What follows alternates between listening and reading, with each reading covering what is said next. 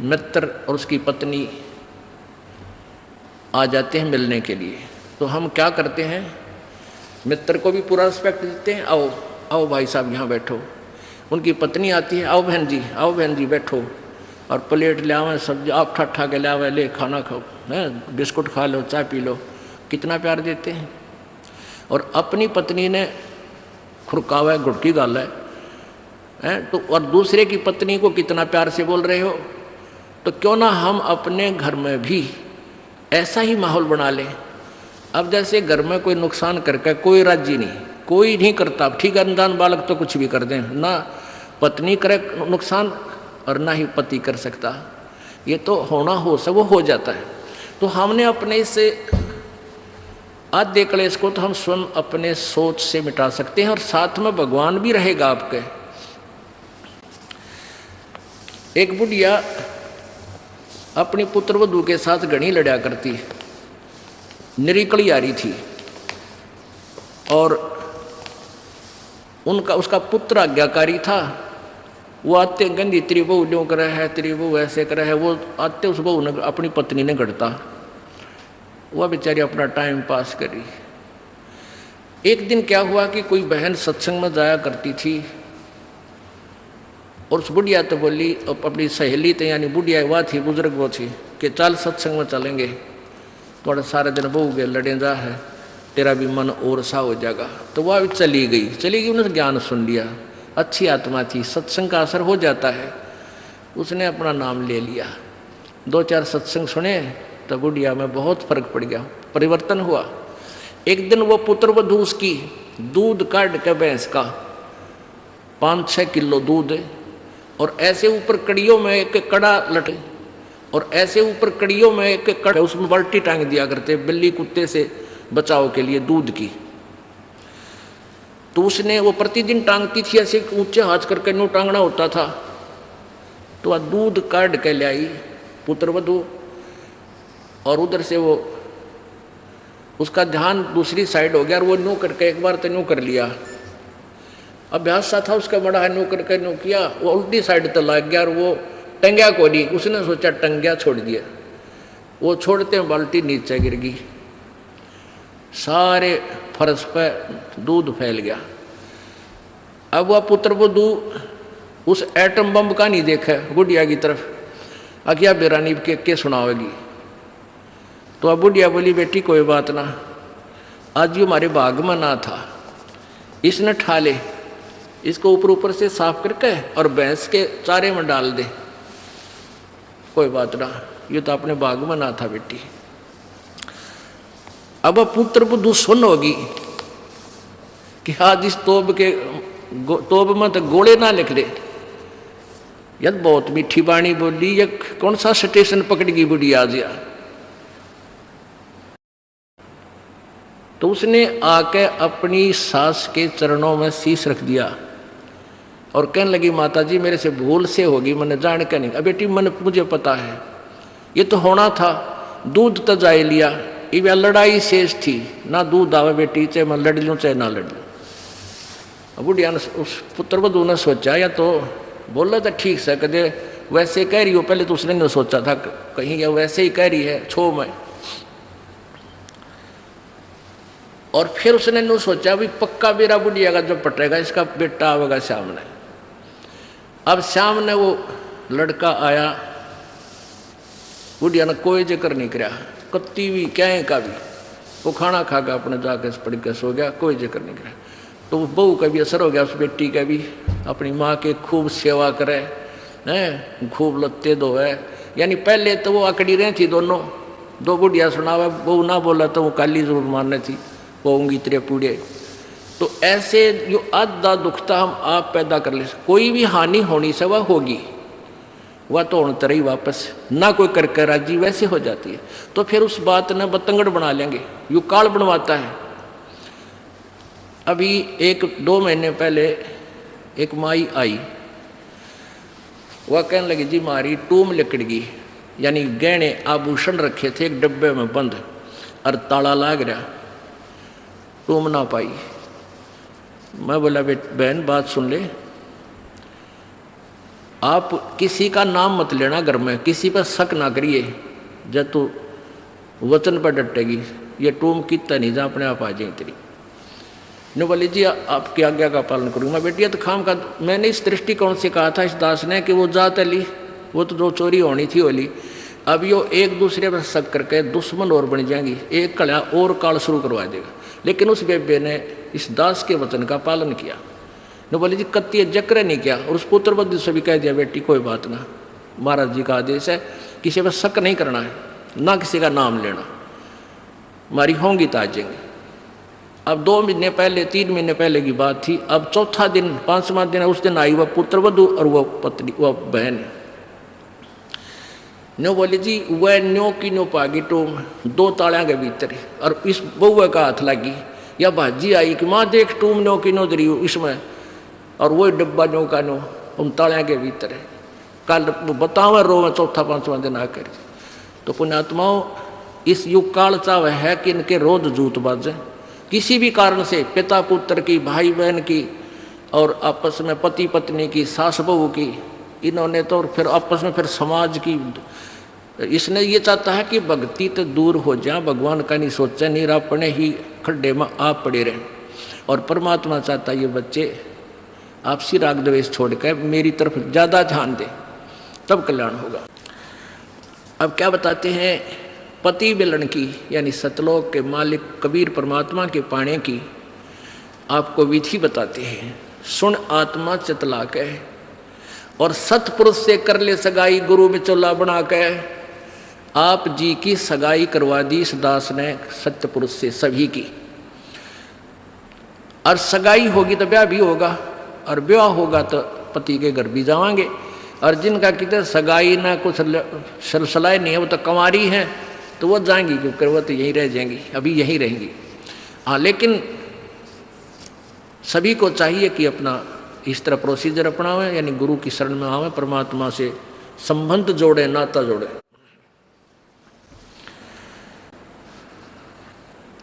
सतपुरुष से कर ले सगाई गुरु बिचौला बना के। फिर सत्संग बान बैठिए लाडो, और दान की मेहंदी रचा के। जैसे बान बिठाया करते हैं, 5-6 दिन बिठाया करते हैं, 6-7 दिन, तो परमात्मा कहते हैं वहाँ वो तेल चढ़वाता है, वो बान नहीं, इस सत्संग रूपी बान में यहाँ बान बैठो, यहाँ आओ, ये राम नाम का तेल चढ़ावांगे तो आपके, और फिर आपका रंग रूप निकल जाएगा, यानी आपके अंदर परिवर्तन आवेगा। तो क्या कहते हैं, सत्संग बान बैठिए लाडो, और दान की मेहंदी रचा के। ये लाल हाथ करने से कोई लाभ नहीं है, इन हाथों की मेहंदी दान है। 2 पैसे अपनी कमाई में 10वां अंश गुरु को दीजिए, और जीवन जन्म सफल कर लीजिए। और 5 गहने पैर सुहागन, शील संतोष विवेक दया आधीनी विनम्रता, और सतनाम की बिंदी लाके, जैसे टिक्की लगाते हैं, कहते हैं तेरा मूल मंत्र ये सतनाम हो, ये सच्चा नाम 2 अक्षर का जिसमें एक ओम और एक तत् है, ये तेरी बिंदी हो, यानी तेरा ये खास सबसे पहले दिखाई दे कि ये सतनाम उपासी है। आत्मा परमात्मा को जब प्यारा लगेगा तो जब स्वीकार करेगा। और फिर क्या कहते हैं, प्रेम की लाली ला कै सुरता क्यों ना पति रिझावे है। ये लाल ओट करने से कोई लाभ नहीं है, ये तो मूर्खा के काम है। पहले कोई भी ऐसी क्रिया अच्छे घरों की बहन बेटियां नहीं करते थे। इस नकली सी श्रीमान ने, इन टेलीविज़नों ने ऐसा भट्ठा बैठा दिया कि सबको एक सत्र पर गली में ला खड़ा किया।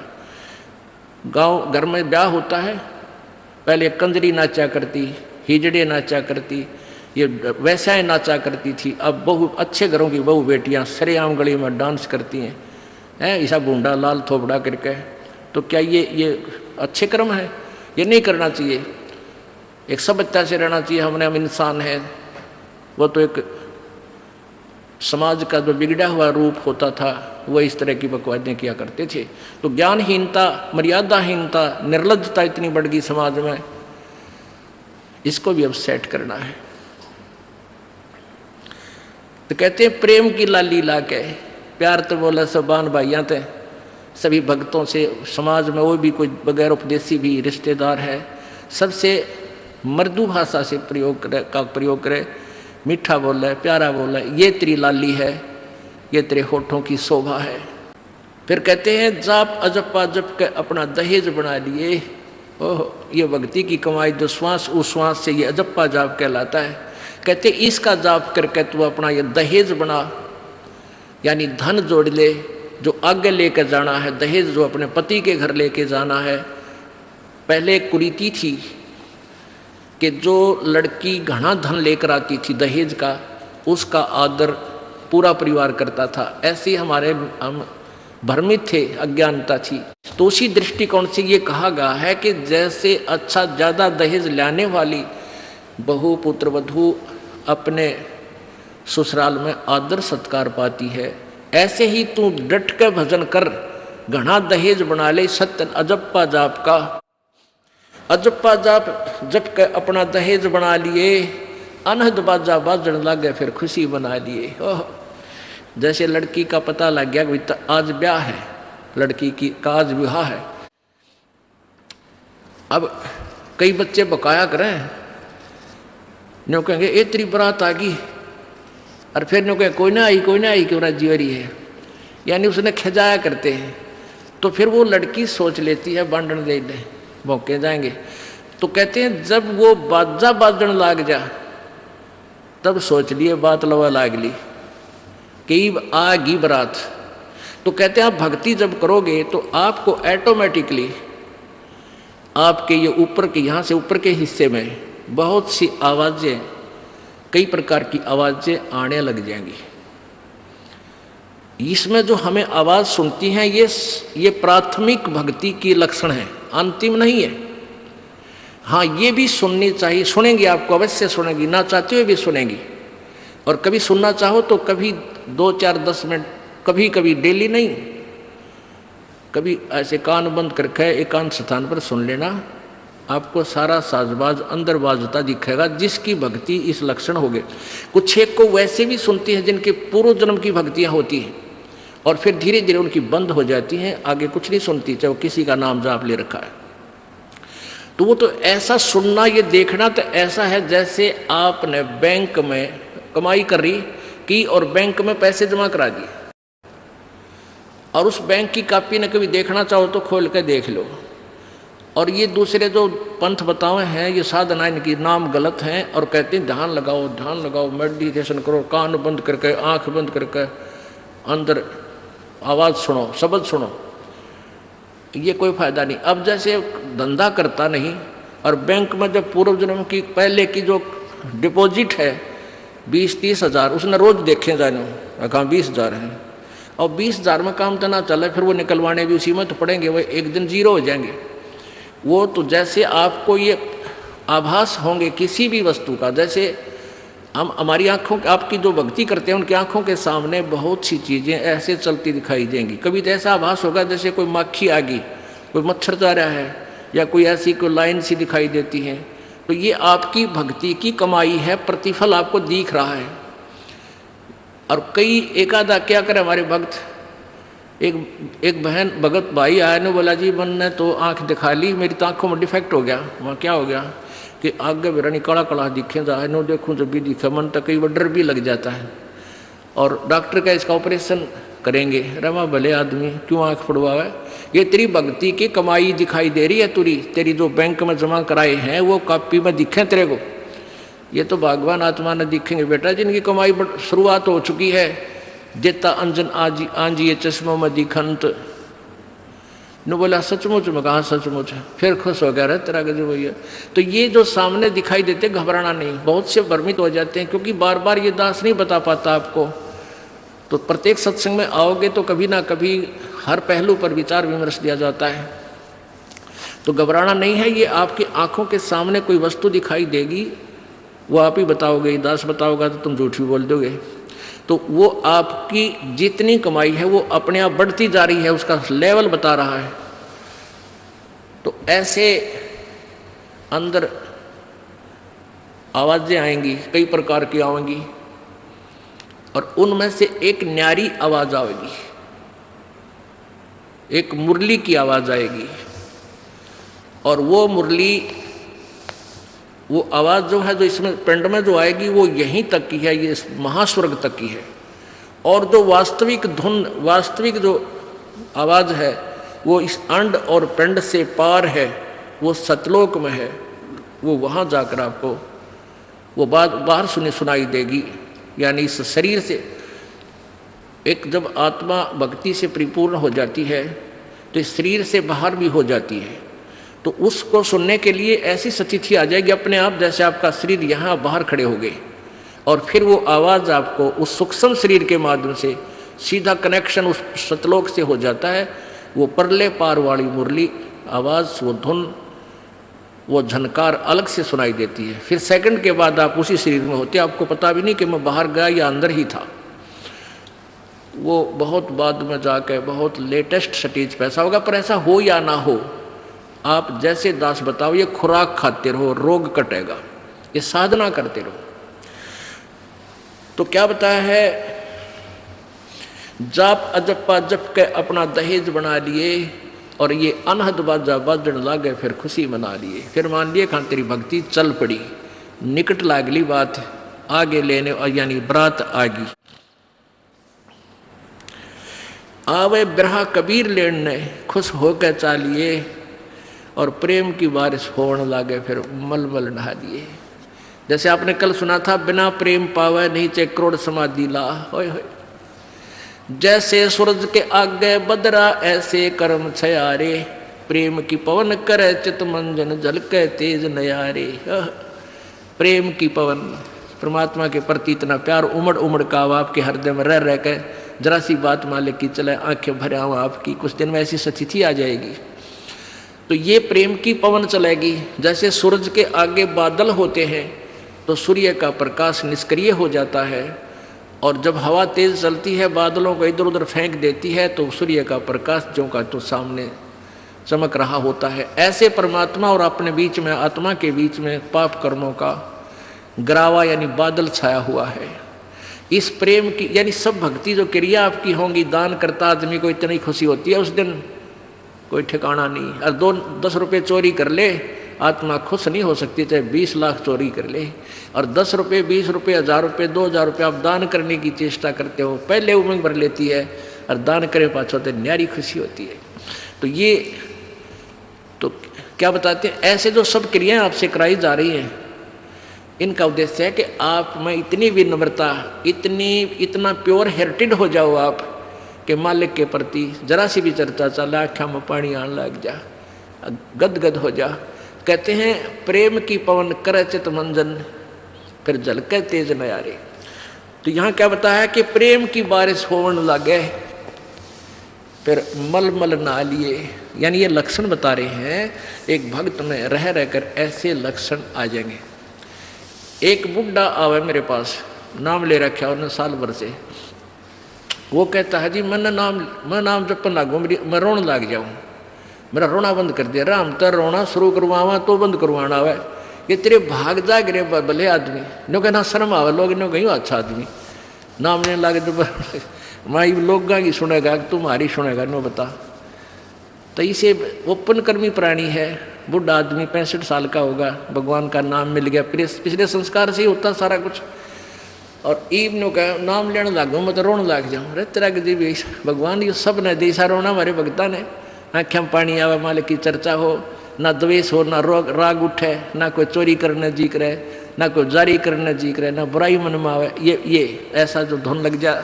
फिर कहते हैं सार शब्द का सुरमा गा लिए जब पति न भावे।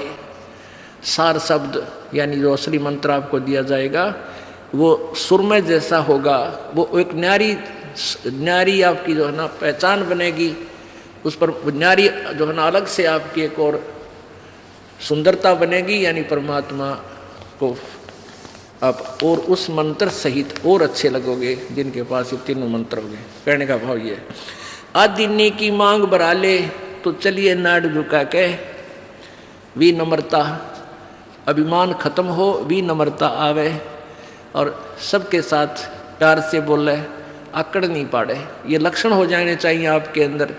आदिनी की मांग बरा ले, ये जो मांग आप सिंदूर डालते हैं ये आदिनी तेरी मांग है। और चलिए नाड़ झुका के, यानी नम्रता से रहना, नाड़ झुका के चलना, नम्रता से पेश आना। और संत समागम बरात तेरी तन ले जावेगा ब्याह के।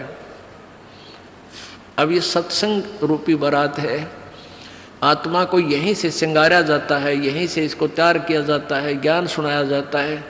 तो ये परमात्मा, सत्संग में आने वाली आत्मा ही परमात्मा के पास जाएगी, यानी ये बारात वाले ही, बारात ही समझो उस मालिक की है। संत समागम बारात तेरी तन ले जावेगा ब्याह के। सुरत नृत है डोली तेरी, सुरत और नृत ये आत्मा इनके साथ चलेगी। और बैठ सुन शिखर में जाकर, यानी सतलोक में जाकर बैठ जा। और मकर तार का खेल कांगना अलल ध्यान दचा के।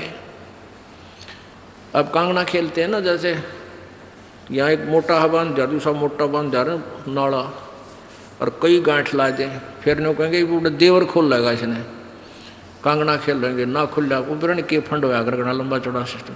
तो परमात्मा कहते हैं अब मकर तार का खेल कांगना, छूट ना जा आते हैं, छूट गया वो हार जाएगा।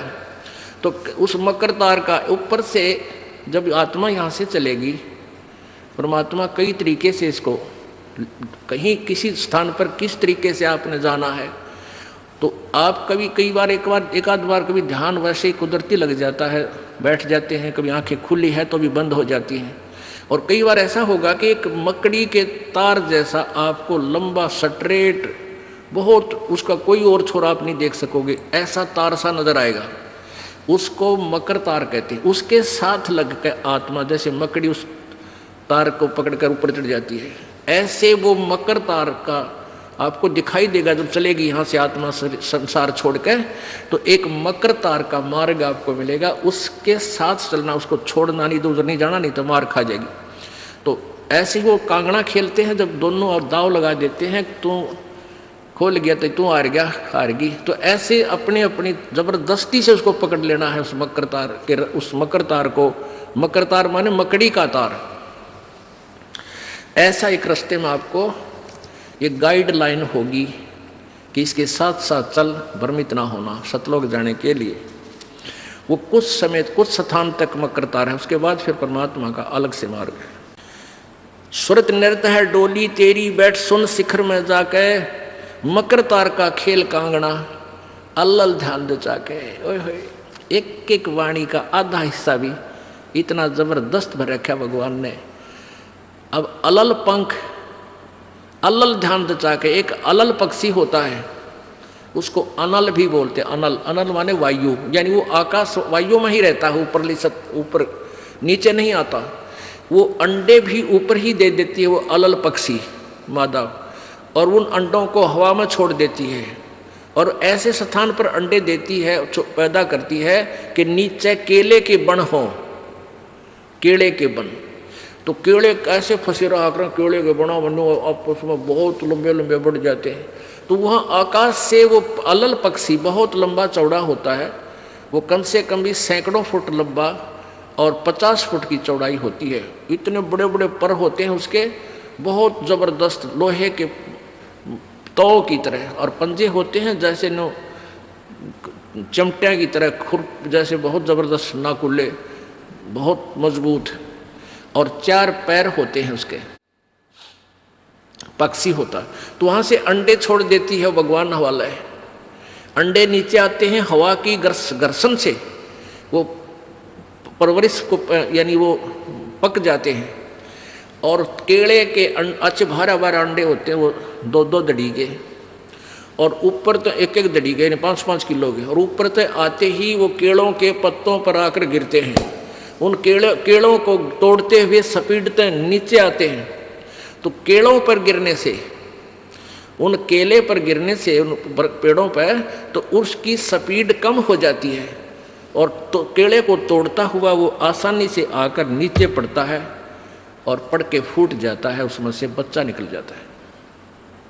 वो बच्चा वहाँ फिर उस वन में घूमता है, फिरता है, चारा चरता है, और फिर कुछ दिनों में वो उड़ने लग जाता है, यानी परिपक्व हो जाता है, वो प्रफुल्लित हो जाता है और वो उड़ उड़ कर देखता है, काफ़ी दूर तक उड़ता है, फिर वापस आ जाता है, साल 2 साल तक वही रहता है उस वन में।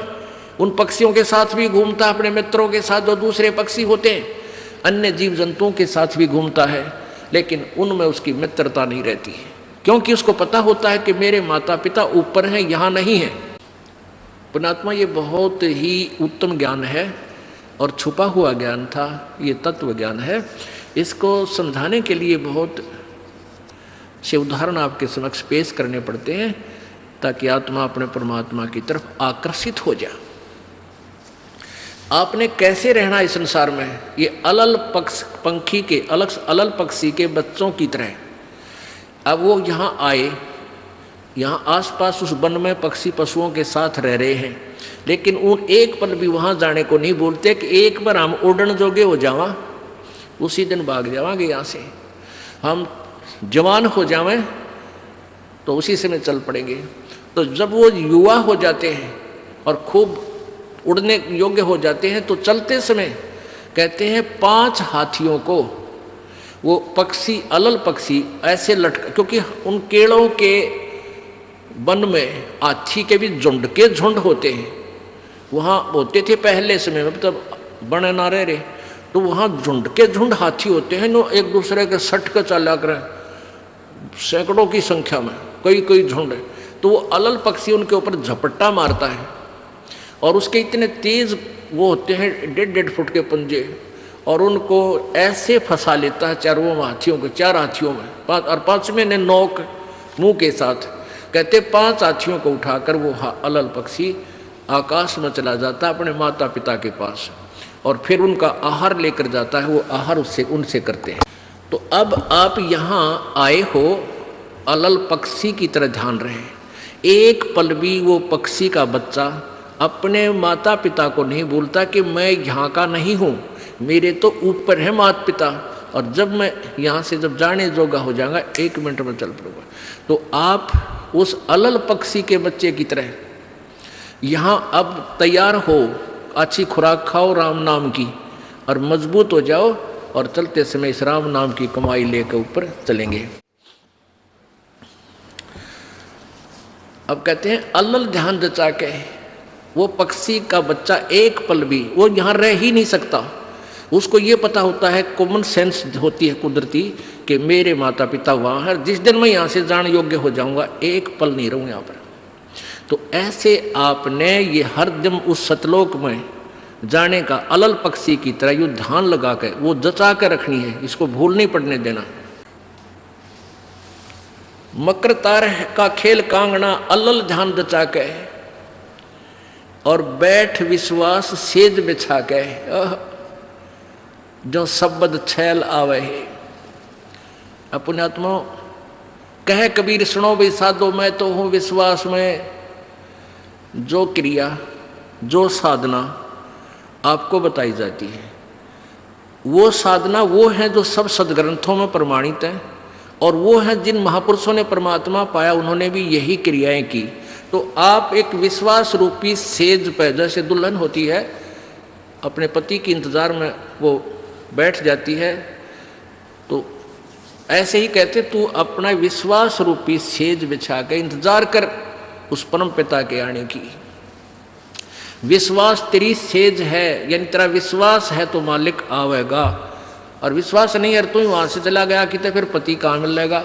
कहने का भाव ये है कि डगमग नहीं होना है, अपना विश्वास दृढ़ रखना, जो बताया गया ये विधि और यही भक्ति आपको परमात्मा मिलाएगी।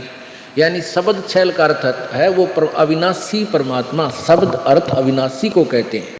अविनाशी परमेश्वर तेरा पति तुझे वहाँ लेने आएगा, और इस प्रकार हम परमात्मा पाएंगे। बोलो सतगुरुदेव। परम पिता परमेश्वर सर्व सृष्टि रजनहार कुल मालिक कबीर देव कबीर साहब अल्लाहु अकबर, ये वो समर्थ परमेश्वर हैं जो इस प्राणी को काल के जाल से छुटवा सकते हैं। ये वो समर्थ परमेश्वर हैं जिसके विषय में चारों पवित्र वेद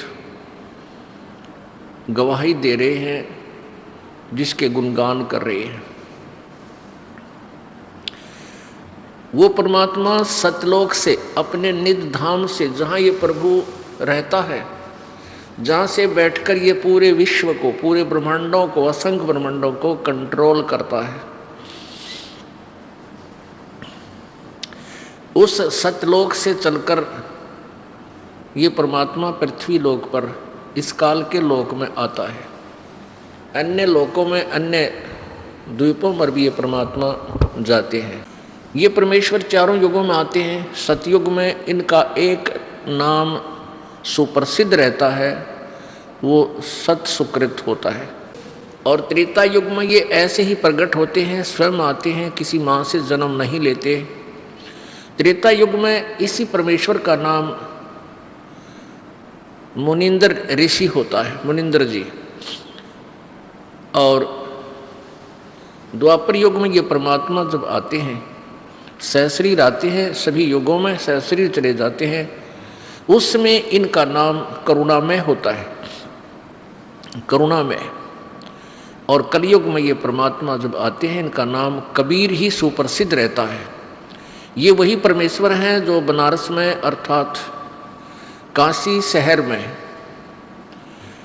भारतवर्ष की पवित्र भूमि पर एक जुलाहे की भूमिका की और फिर सहशरीर आए थे, सहशरीर चले गए थे। ये वो परमात्मा है जो जुलाहा नाम से प्रसिद्ध थे, धाणक कबीर, जुलाहा कबीर। और सुप्रसिद्ध कवियों में से भी एक सुप्रसिद्ध कवि की उपाधि भी इन्हें प्राप्त थी। और यही प्रमाण चारों पवित्र वेद देते हैं कि वो परमात्मा अपने सतलोक से चलकर आता है और यहाँ अपनी श्रेष्ठ आत्माओं को मिलता है, प्यारी आत्माओं को, विशेष श्रेष्ठ आत्माओं को, दृढ़ भक्तों को मिलता है, अपने तत्व ज्ञान से परिचित कराता है और वो उनको अपना एक एविडेंट ना रूप में, एक गवाह के रूप में तैयार करता है।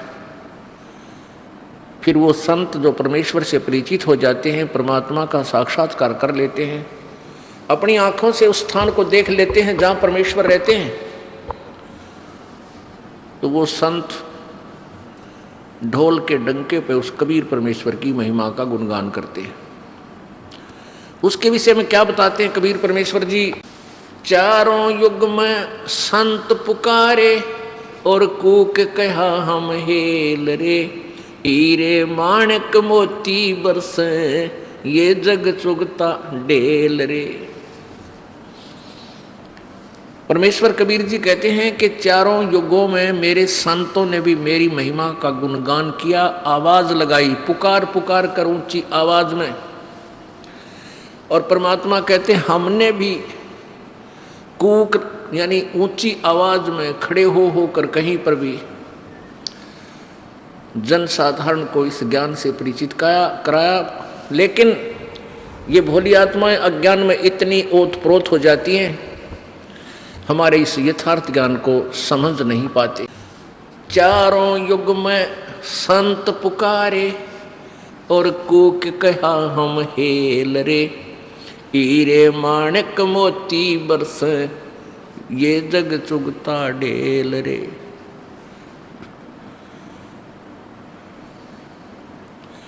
परमेश्वर जी कहते हैं कि चारों युगों में मैं आया और मैंने अपनी प्यारी आत्मा जो विशेष पुण्य आत्माओं थी उनसे मैं मिला, उनको अपनी सतलोक की महिमा से परिचित कराया और फिर उन्होंने मेरी महिमा का गुणगान ढोल के डंके पर किया। अपनी आत्माओं, हमने सबसे पहले भगवान पहचानना है। इस काल भगवान ने परमात्मा को भुला दिया, उस परमेश्वर को भुलाकर अपने आप को यहाँ सर्व ब्रह्मांडों का मालिक सिद्ध कर दिया।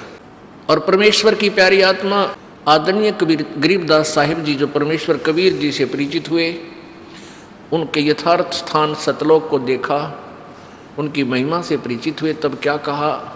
मुल्ला माया मग में बैठी, अनसा चुन चुन खाई, ये ज्योत स्वरूपी कहे निरंजन, मैं ही करता वाई।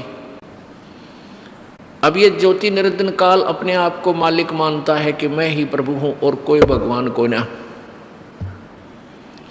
तो यही परमात्मा के विषय में कभी गरीबदास साहिब जी कह रहे हैं कि ये काल और इसकी पत्नी दुर्गा, ये मुल्ला माया, इन सभी जीवों को भ्रमित रखते हैं, और ये काल 1,00,000 मानव श्रीधारी प्राणियों को खाता है। मुल्ला माया मग में बैठी, अनसा चुन चुन खाई, ये ज्योत स्वरूपी कहे निरंजन, मैं ही करता वाई। एक न करता, दो ना करता, 9 ठहराए वाई, ये 10वां भी धुंधर में मिल जा, सत कबीर दुहाई। क्या बताते हैं गरीबदास साहिब जी के इनने एक भी कर्ता बना साधी, एक कर्ता को भी फाइनल नहीं मान्या, 9 ठहरा दिए। 9 अवतार, 9 भगवान, और 10वां अवतार और आवेगा, 10वां अवतार और आवेगा निकलंक नाम तय, कलयुग के एंड में, कलयुग के अंत में। और उसमें ये कृतघ्नी प्राणी हो जाएंगे, सभी भक्ति से दूर होंगे, व्यभिचारी, मांसाहारी और जालिम जुल्म बेहया, कोई शर्म नहीं रहेगी, कोई लाज नहीं रहेगी, सरेआम दुष्कर्म करा करेंगे, बिल खोद करा करेंगे, कच्चा आहार करा करेंगे। एंड ऑफ द कलयुग में जमीन उपजाऊ नहीं रहेगी, 4.5 फुट तक जमीन का उपजाऊ अंश खत्म हो जाएगा, यानी 3 हाथ, लगभग 4.5 फुट तक उपजाऊ अंश जमीन का समाप्त हो जाएगा। कोई भी फलदार वृक्ष नहीं उगेंगे, ना कोई फसल होया करेगी, और वर्षा नहीं होया करेगी। प्रदूषण इतना हो जाएगा कि वर्षा ऐसे होगी जैसे ओस गिरा करे, और सभी प्राणी कच्चा ही गोश्त मांस खाया करेंगे। उसमें लास्ट ऑफ द कलयुग, एंड ऑफ द कलयुग में, कलयुग के अंत में 20 वर्ष की आयु मनुष्य की रह जाएगी, मानव की। और उसमें से 5 खंड बताए हैं सूक्ष्म वेद में, यानी 15 वर्ष की आयु में जन्म भी हो लेगा, जवान भी हो लेगा, और गर्भारी भी हो लेगा, और मृत्यु को भी प्राप्त हो लेगा। 5 वर्ष की लड़की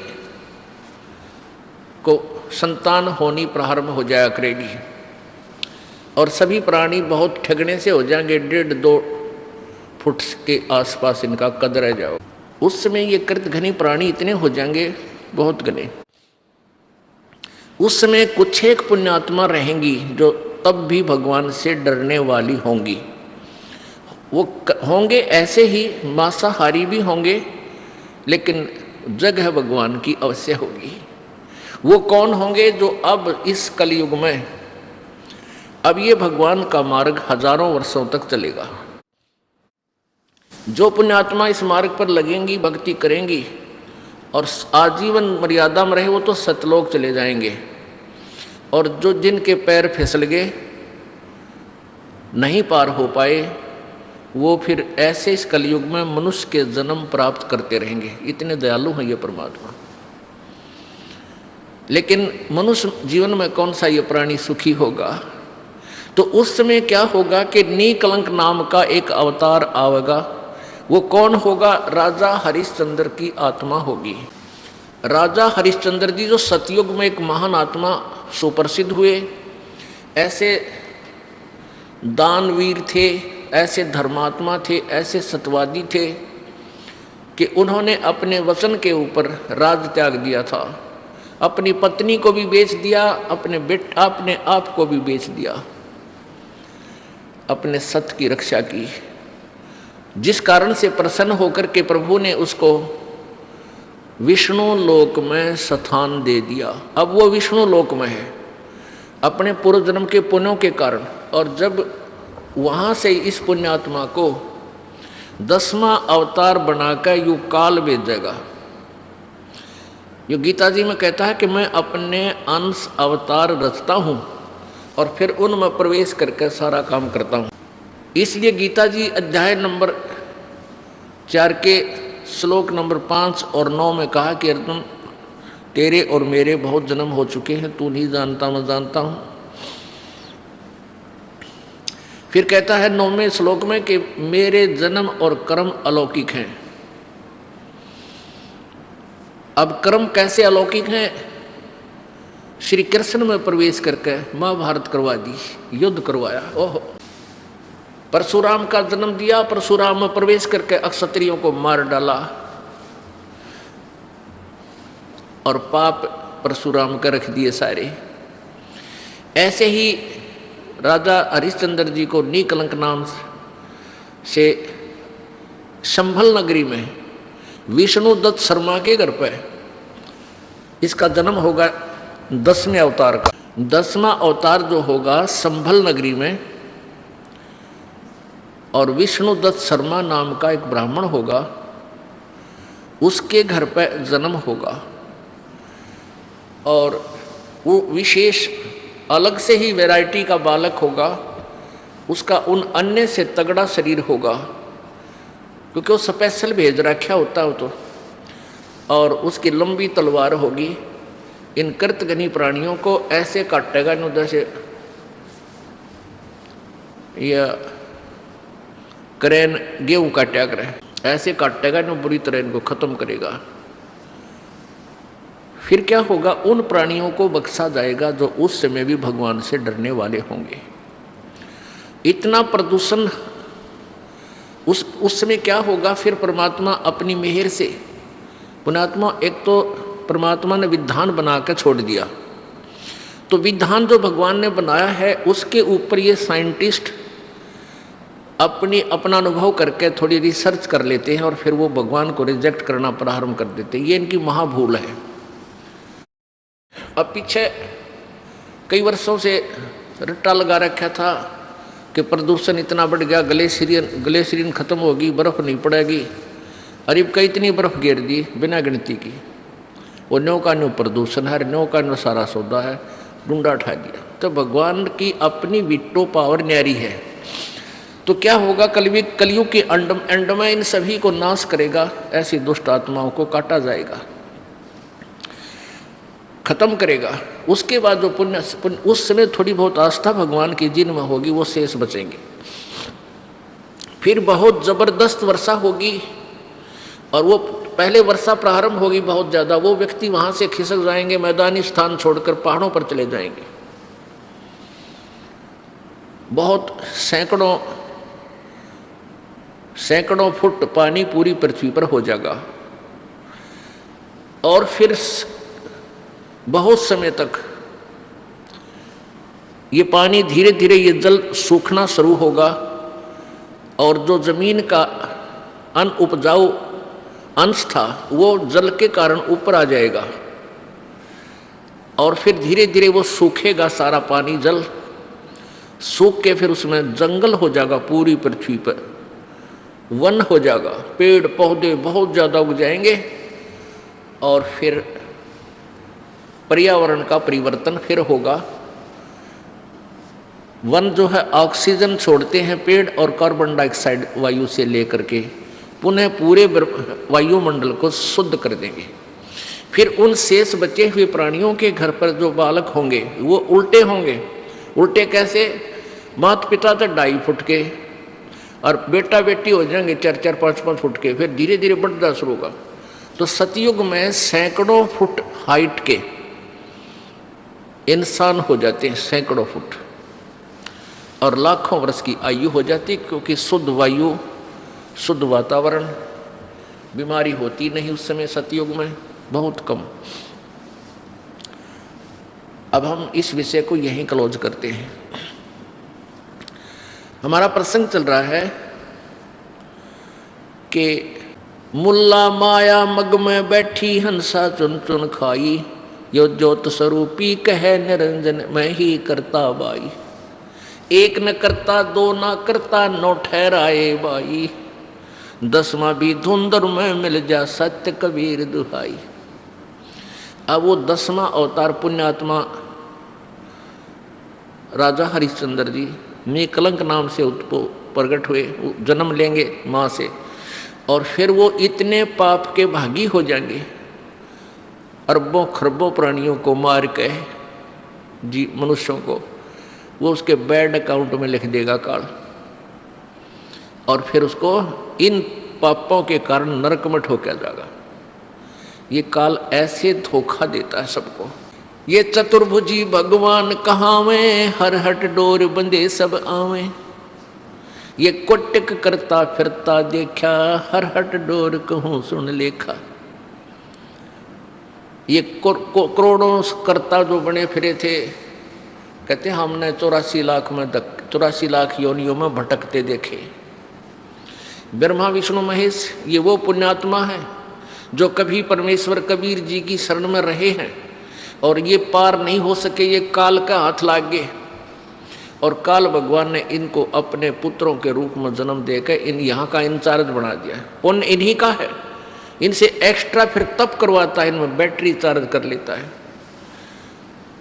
और फिर इनसे अपना उल्लू सीधा करता है। फिर ये ब्रह्मा मर जाएगा, 7 ब्रह्मा की फिर नया ब्रह्मा जन्म करके उत्पन्न करके ये रख देगा काल। 7 ब्रह्मा की मृत्यु के बाद एक विष्णु जी की मृत्यु होगी, और 7 विष्णु की मृत्यु के उपरांत एक शिव की मृत्यु होगी। और जो अब वर्तमान में ब्रह्मा विष्णु महेश चल रहे हैं, ये 84 लाख योनियों में चले जाएंगे, साधारण प्राणी बन जाएंगे, और नई पुण्यात्माओं को इसी पद पर विराजमान कर देगा।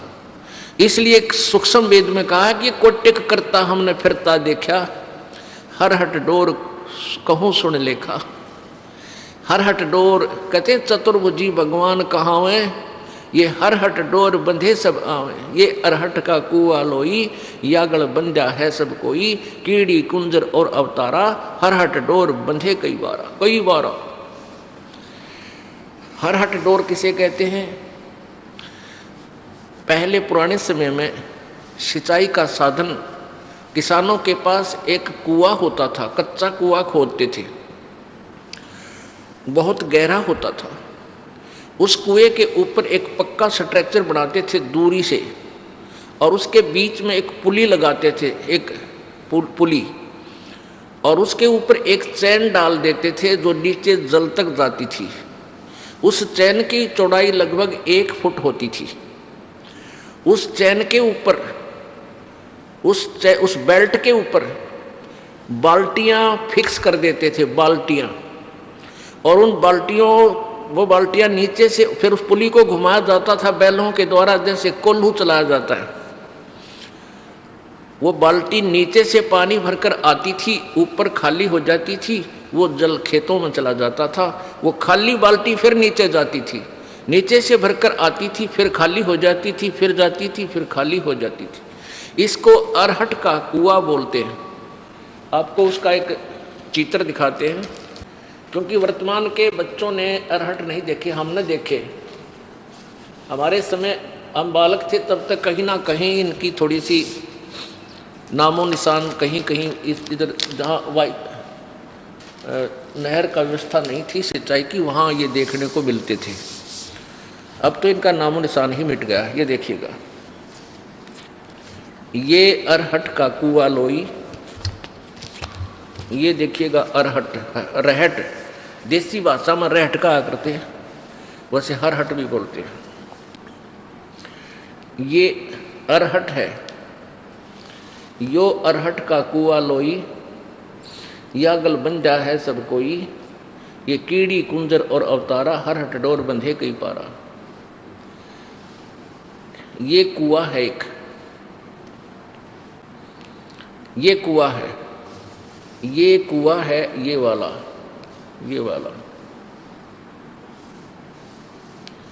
इसकी साइड एलिवेशन दिखा रखी है, तो सोच लो भी इससे काट के। और ये है एक पुली, ये व्हील सा होता था, इसके ऊपर ये चैन लटक रही है, ये वाली, और इसके ये बाल्टियां फिक्स कर रखी हैं, और ये ऐसे चलता था तो ये यहाँ से पानी भरकर, ये पानी से भरकर ऊपर आती है और यहाँ खाली हो जाती है। यहाँ से ये जल खेतों में चला जाता है और ये फिर ऐसे आ जाती हैं, फिर यहाँ से भरकर फिर आती हैं, फिर खाली हो जाती हैं, फिर आती हैं, फिर खाली हो जाती है। ये चक्कर चलता रहता है। ये जन्म मृत्यु का चक्कर बता रहे हैं परमात्मा कि ये अरहट का कुआ लोई, यागल बंजा है सब कोई। कीड़ी यानी चीटी और कुंजर माने हाथी। कीड़ी कुंजर और ये अवतारा, ये ब्रह्मा विष्णु महेश जैसे, और इनके आगे अंश अवतार राम कृष्ण जैसे। कीड़ी कुंजर और अवतारा हर हट डोर बंधे कई बार मर लिए जन्म लिए ये थारे भगवान। ये चतुर्भुजी भगवान कहावे, हर हट डोर बंधे सब आवे। ये कोटिक करता फिरता देखा, हर हट डोर कहूँ सुन लेखा। अब यह फिर समस्या आ जाती है कि ब्रह्मा विष्णु महेश भी मरते हैं। ओहो पुण्यात्माओं, परमात्मा कबीर जी और तथा उनसे परिचित महापुरुषों ने पहले ही ये ज्ञान ठोक कर कहा है, लेकिन उनकी उस अमृतवाणी को इन चतुर प्राणियों ने, इन नकली संतों, ऋषियों और महर्षियों और गुरुओं ने, मंडलेश्वरों ने रिजेक्ट करवा रखा था हमारे से, ये कह करके कबीर अनपढ़ था, अशिक्षित था, और ये सभी संत अशिक्षित हैं, अशिक्षित थे, अक्षर ज्ञान नहीं था, इसलिए ये वेदों और गीता के बारे में, पुराणों के विषय में नहीं जानते। ये झूठ बोलते हैं, ये गलत कहते हैं कि ब्रह्मा विष्णु महेश नासवान है। हाय हाय, तो उस समय तो नकलियों का दाव लग गया। अब मानव समाज शिक्षित है, वही सदग्रंथ जिनके विषय में परमेश्वर पहले बताया करते थे आज हमारे पास उपलब्ध है, और वो इन्हीं नकलियों द्वारा अनुवादित भी हैं। चलो संस्कृत में होते शायद हमारे ना भी सूतमा हो, ये आप अनुवाद भी करके, और फिर भी इनकी बुद्धि ने काम ना किया। कहते हैं सतगुरु बिन काहु न पाया ज्ञाना, जो थोथा बुछड़े किसाना, गुरु बिन वेद पढ़े जो प्राणी, और समझे न सार रहे अज्ञानी। ये सारे अज्ञानी थे जिन्होंने आज तक हमें ये नहीं बताया कि ब्रह्मा विष्णु महेश नासवान है, इनका जन्म मृत्यु होता है, इनके माता पिता भी हैं। तो ये सारे मंडलेश्वर अज्ञानी थे, यानी पुराण ज्ञानहीन भी थे, वे वेद ज्ञानहीन भी थे, गीता जी ज्ञान भी वो नहीं जानते थे, गीता जी को भी नहीं समझ सके। वो अज्ञानी हमें मूर्ख बना गए। पुण्यात्माओं, इस दास को इन सदग्रंथों की, वेदों की, पुराणों की, गीता जी की कोई आवश्यकता नहीं थी। आवश्यकता का तात्पर्य ये नहीं है कि ये रिजेक्टेड है, नहीं, इनमें वर्णित ज्ञान हमारे परमेश्वर ने हमारी सिंपल लैंग्वेज में, साधारण भाषा में लिख रखा था, और जिसका हमें पूर्ण विश्वास था, है और था और रहेगा कि हमारे परमेश्वर ने और हम उनसे संबंधित जिन संतों ने जो भी बात कही है वो सारी सच्ची है, और वेदों और पुराणों की वाली ही है। जिनसे जो वेदों और पुराणों में ज्ञान नहीं है वो भी परमेश्वर कबीर जी की वाणी और उनके प्रत्यक्ष दृष्टा